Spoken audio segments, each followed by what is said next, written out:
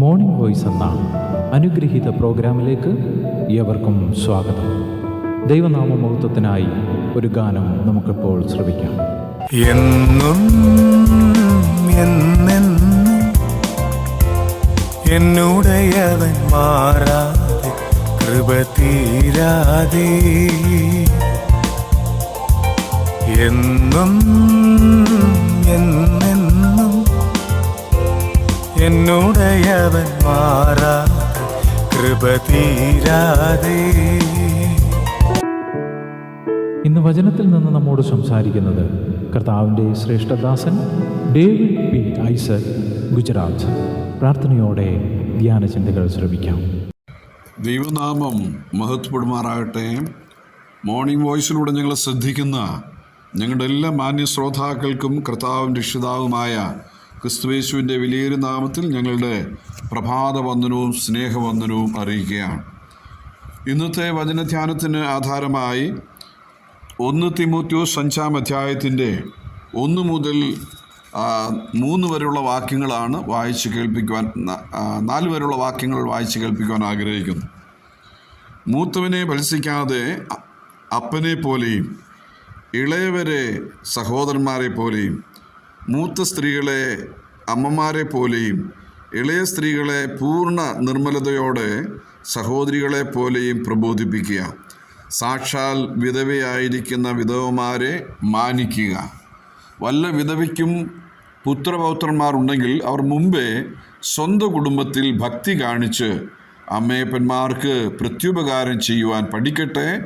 ഇത് ദൈവസന്നിധിയിൽ പ്രസാദകരമാകുന്നു. കർത്താവിൻ്റെ വിലയേറിയ നാമത്തിൽ നന്ദിയോടെ സ്തോത്രം ചെയ്യുന്നു. ഈ അനുഗ്രഹിക്കപ്പെട്ടതായ പ്രഭാതത്തിൽ നമുക്കൊന്നിച്ച് തിമോത്തിയോസിൻ്റെ 1-ാമത്തെ ലേഖനം അതിൻ്റെ 5-ാമത്തെ വാക്യത്തിലേക്ക് പ്രവേശിപ്പാനായിട്ട് കർത്താവ് കൃപ ചെയ്തു.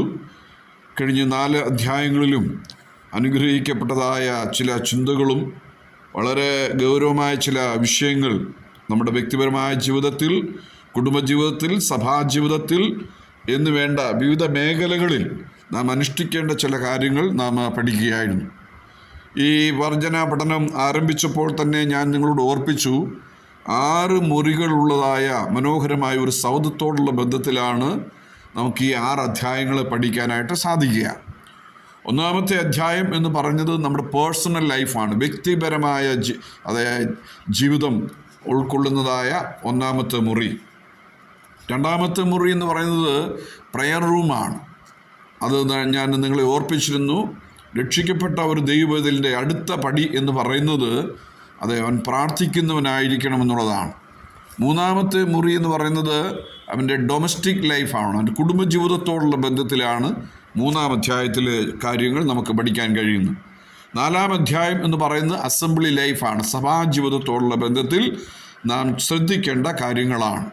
5-ാമത്തെ അധ്യായം എന്ന് പറയുന്നത് സോഷ്യൽ ലൈഫ്, സാമൂഹിക ജീവിതത്തിൽ എങ്ങനെ പെരുമാറണം, എങ്ങനെ ആയിരിക്കണം എന്നിത്യാദി കാര്യങ്ങളാണ് 5-ാമത്തെ മുറിയിൽ നമുക്ക് പഠിക്കാനായിട്ട് കഴിയുന്നത്.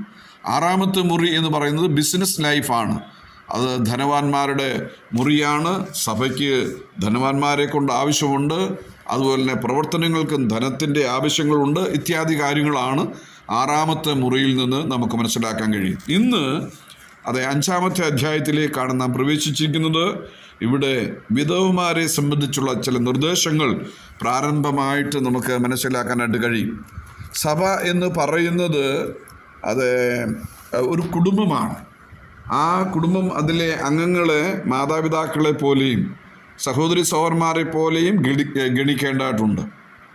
ഇളയവരെ സഹോദരന്മാരെ പോലെയും ഇളയ സ്ത്രീകളെ പൂർണ്ണ നിർമ്മലതയോടെ സഹോദരിമാരെ പോലെ പ്രബോധിപ്പിക്കണം. ഇളയ തലമുറയെ പറ്റിയുള്ള വിചാരം സഭയിലെ പ്രായമുള്ളവർക്ക് ഉണ്ടായിരിക്കേണ്ടതാണ്. അത് വളരെ ശ്രദ്ധിക്കേണ്ടതും മനസ്സിലാക്കേണ്ടതും ഉൾക്കൊള്ളേണ്ടതുമായ ഒരു കാര്യമായിട്ടാണ് ഇരിക്കേണ്ടത്. ഈ കാലത്ത് അതിൻ്റെ കുറവാണ്. സഭകളിൽ യൗവനക്കാർ വളരെ ശോഷിച്ചിരിക്കുന്ന ഒരു സ്ഥിതി എന്ന് പറയുന്നത്. അതുകൊണ്ട് അവരെ എന്തു ചെയ്യണം? അവരെക്കുറിച്ചൊരു കരുതൽ പ്രായമുള്ളവർക്കുണ്ടായിരിക്കണം. കണ്ണ് കാണാൻ മേലാത്തത് വരെ അല്ലെങ്കിൽ കൈ വിറയ്ക്കുന്നത് വരെ എന്തു ചെയ്യരുത്, നമ്മൾ ആ ശുശ്രൂഷ ചെയ്യണം എന്ന് പറഞ്ഞ് പിടിച്ചു പറ്റി ഇരിക്കരുത്. അത് മറ്റൊരാൾക്ക് കൈമാറണം. ഒരു ഇളയ തലമുറയെ എന്ത് ചെയ്യണം? നമ്മൾ വാർത്തെടുക്കണം. 2 തീമോഥെയോസിൽ പറയുന്നുണ്ട്, അതെ, പ്രാപ്തരായിരിക്കുന്ന അല്ലെങ്കിൽ അങ്ങനെയുള്ളതായ ഒരു പടയാളിയെ എന്ത് ചെയ്യണം? നീ തയ്യാറാക്കണമെന്ന് പറയുന്നുണ്ട്. എൻ്റെ മകനെ, ക്രിസ്തുയേശുവിലുള്ള കൃപയാൽ ശക്തിപ്പെടുക. നീ പല സാക്ഷികളുടെ മുമ്പാകെ എന്നോട് കേട്ടതെല്ലാം മറ്റുള്ളവരെ ഉപദേശിക്കുവാൻ സമർത്ഥരായ വിശ്വസ്ത മനുഷ്യരെ ഭരമേൽപ്പിക്കുക. ക്രിസ്തുയേശുവിൻ്റെ നല്ല പടനായും നീയും എന്നോടുകൂടെ കഷ്ടം സഹിക്കുക. ഇതാണ് 2 തീമോഥെയോസ് 2-ാം അധ്യായത്തിന് 1-2 വാക്യങ്ങൾ പറയുന്നു. അവിടെ സമർത്ഥരായിരിക്കുന്ന വിശ്വസ്തരായ മനുഷ്യനെ ഭരമേൽപ്പിക്കണം. അപ്പോൾ നാം എന്ത് ചെയ്യണം? ആ നിലയിൽ ഇളയ തലമുറകളെ ആ നിലയിൽ ട്രെയിൻ ചെയ്ത് അല്ലെങ്കിൽ അവരെ ആ നിലയിൽ പരിപാലനം നൽകി അവരെ വളർത്തിക്കൊണ്ട് വരുമ്പോൾ പിൽക്കാലത്ത് നമ്മുടെ സ്ഥലസഭകൾക്ക് വളരെ അനുഗ്രഹമായിരിക്കും. സഭകളിൽ അത് വയോധികരുടെ സംഖ്യ കൂടി വരുന്ന ഒരു സ്ഥിതിയിലേക്ക് ഇപ്പോൾ എത്തിയിരിക്കുകയാണ്. ചെറുപ്പക്കാരൊന്നും ഇല്ലാത്ത ഒരു സ്ഥിതിയാണ്. എന്തുകൊണ്ടെന്ന് ചോദിച്ചാൽ അവിടെ അവർക്ക് വേണ്ടതെല്ലാം ശുശ്രൂഷകളോ പരിപാലനങ്ങളോ അവരെ ആ നിലയിൽ ഉൾക്കൊള്ളുവാനായിട്ട് കഴിയാത്തതുകൊണ്ട് അവർ ആ നിലയിൽ അതെ മറ്റു മേഖലകളിലേക്ക് പോവുകയാണ്. ഒരിക്കൽ ഇങ്ങനെ പറയുണ്ടായി, ഞാൻ എൻ്റെ അനുജൻ്റെ കാവൽക്കാരനാണോ എന്ന് ചോദിച്ച ആ കയീൻ്റെ സ്വഭാവം നമ്മൾ അനുകരിക്കാൻ പാടില്ല. ഉൽപ്പത്തി 4:9 നമുക്കങ്ങനെ കാണാണ്ട് കഴിയും. ഞാൻ എൻ്റെ അനുജൻ്റെ കാവൽക്കാരനാണോ എന്ന് ചോദിച്ച ആ കയീൻ്റെ സ്വഭാവം അനുകരിക്കാൻ പാടില്ല. പ്രിയപ്പെട്ടവരെ, അതല്ല. പിന്നെയോ നമുക്കറിയാം, യാക്കോബിൻ്റെ മക്കളോടുള്ള ബന്ധത്തിൽ നമുക്കറിയാം അതെന്താണ്. അവിടെ നമ്മൾക്ക് കാണാൻ കഴിയുന്നത്, അതെ, ഈ ബാലൻ കൂടെ ഇല്ലാതെ ഞാൻ എങ്ങനെ അപ്പൻ്റെ അടുക്കൽ പോകും എന്ന് ചോദിച്ച് യഹൂദയുടെ നല്ല മാതൃകയാണ് നാം പിൻപറ്റേണ്ടത്. ഉൽപ്പത്തി പുസ്തകത്തിൽ നമുക്കത് കാണാനായിട്ട് കഴിയും. പ്രിയപ്പെട്ടവരെ, ബാലൻ കൂടെ ഇല്ലാതെ ഞാൻ എങ്ങനെ എൻ്റെ അപ്പൻ്റെ അടുക്കൽ പോകും എന്ന് ചോദിച്ച യഹൂദയുടെ ഒരു നല്ല മാതൃക നാം പിൻപറ്റേണ്ടതായിട്ടുണ്ട്. പ്രിയപ്പെട്ടവരെ, അത് മാത്രമല്ല, ഹിസ്കിയാവിനെ സംബന്ധിച്ച് പഠിക്കുമ്പോൾ രാജാവിന് തൻ്റെ പിൻതലമുറയെപ്പറ്റി യാതൊരു വിചാരവും ഇല്ലായിരുന്നു. 2 രാജ 20-ാം അധ്യായത്തിൻ്റെ 16 മുതൽ 19 വരെയുള്ള ഭാഗങ്ങൾ പഠിച്ചാൽ അറിയാം. എന്നാൽ വരുവാനുള്ള ആ തലമുറയോട് ദൈവത്തിൻ്റെ വീര്യപ്രവൃത്തികളെ അറിയിക്കുവാനുള്ള ഒരടങ്ങാത്ത ആഗ്രഹം ദാവീദിനുണ്ടായിരുന്നതായിട്ടാണ് 71-ാം സങ്കീർത്തനം 18-ാമത്തെ വാക്യത്തിൽ നമുക്ക് കാണാൻ കഴിയുന്നു. നമ്മുടെ ജീവിതവും ശുശ്രൂഷകളും അതുപോലെ വരും തലമുറയ്ക്ക് അനുഗ്രഹമായി തീരേണ്ടത് വളരെ ആവശ്യമാണ്.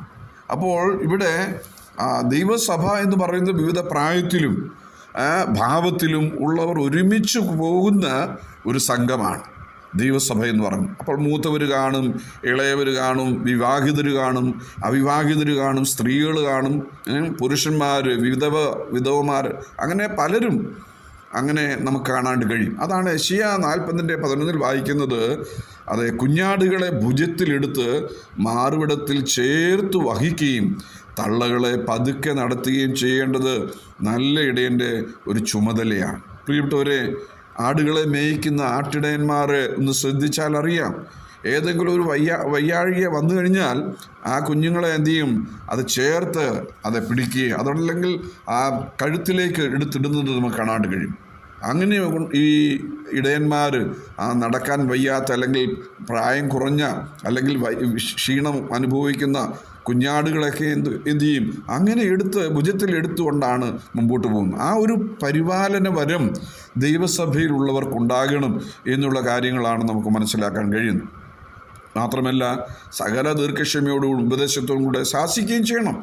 കഠിനമായി ശാസിക്കുക എന്നും ഈ ഭാഗങ്ങൾ എഴുതിയിട്ടുണ്ട്. എന്നാൽ വിവിധ തരത്തിലുള്ള ശാസനകളെപ്പറ്റി അതിൻ്റെ ഫലങ്ങളെപ്പറ്റിയൊക്കെ തിരുവഴുത്തിൽ നമുക്ക് കാണാണ്ട് കഴിയും.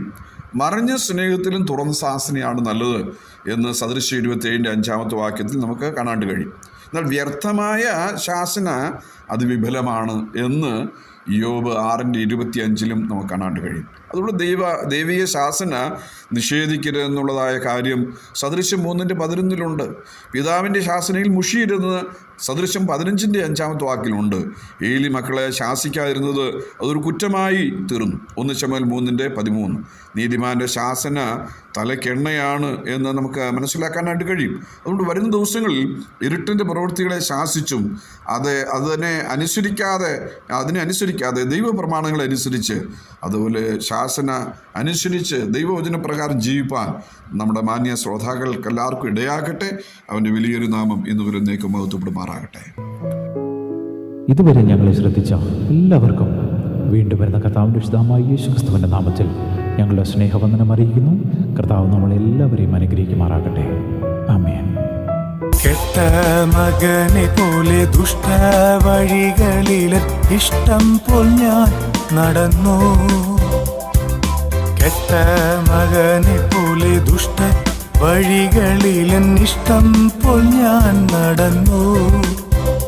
എന്നെ കെട്ടിപ്പിടിച്ചു മുത്തമിട്ടങ്ങു സ്വീകരിപ്പാൻ ഇഷ്ടപ്പെടുന്നപ്പനാ. എന്നെ കെട്ടിപ്പിടിച്ചു മുത്തമിട്ടങ്ങു സ്വീകരിപ്പാൻ ഇഷ്ടപ്പെടുന്നപ്പനാ.